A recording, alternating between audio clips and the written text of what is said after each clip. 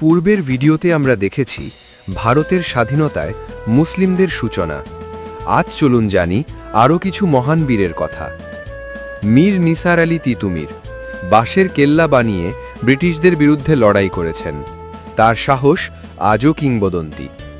উত্তরপ্রদেশের আশফাক উল্লাহ খান কাকুরি ট্রেন ডাকাতির মাধ্যমে ব্রিটিশ শাসনকে কাঁপিয়ে দেন এবং ফাঁসিতে ঝুলে শহীদ হন।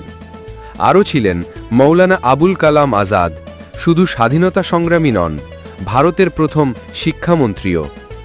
ভারতের স্বাধীনতা ইতিহাসে মুসলিমদের অবদান চিরকাল গর্বের। আসুন এই ইতিহাসকে নতুন প্রজন্মের মাঝে ছড়িয়ে দিই।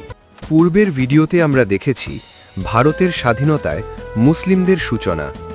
আজ চলুন জানি আরও কিছু মহান বীরের কথা। মীর নিসার আলী তিতুমির বাঁশের কেল্লা বানিয়ে ব্রিটিশদের বিরুদ্ধে লড়াই করেছেন।